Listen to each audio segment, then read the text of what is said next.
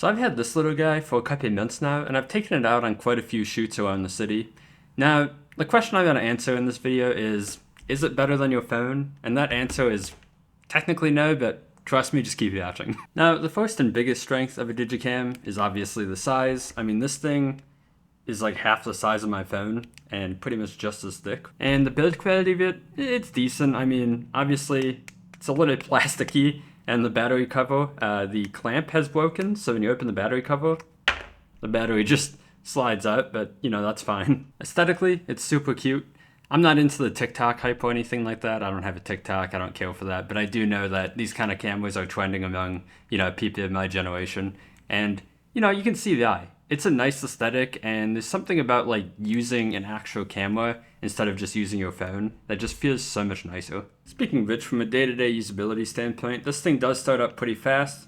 It's probably about as fast as turning on your phone and, you know, hitting the camera icon. There is a little bit of shutter lag when you hit the shutter button, but it's manageable, and I've come to live with it. It does have some very cute nostalgic sounds.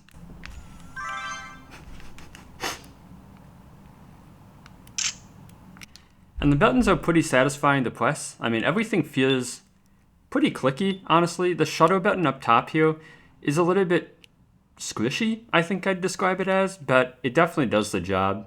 From an image quality standpoint, this thing is obviously not going to be as good as your phone. However, the images do look okay during the day. I'll be putting some up on the screen here so you can look at them. But during the daytime, we do get a little bit of like soft bloom, sort of, for lack of a better term, and pretty bad dynamic range, but they look okay. Nighttime photos are decent.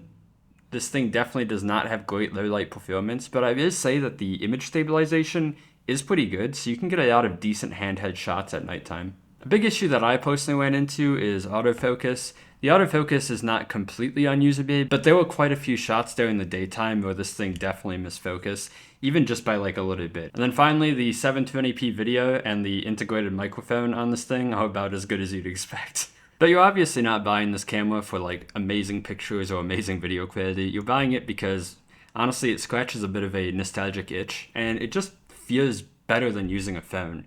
Like, recently, I found myself just taking this little camera with me instead of my phone when I go out, you know, like around the neighborhood and whatnot. Like, if I don't need to bring my phone with me for like business purposes or something, I usually just bring this little pocket camera, and I've come to like it. And I think that's where the strength of these things lie. Now, I'm not going to be like a typical YouTuber or TikToker and say like, oh my God, you need this camera or your life is going to end.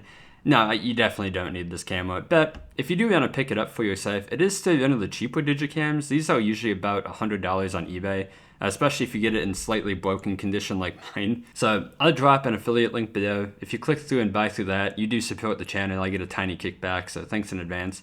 And if you want to dive deeper down the digicam rabbit hole, you can check out my playlist here, potentially, something like that. That's it, guys. Thanks for watching.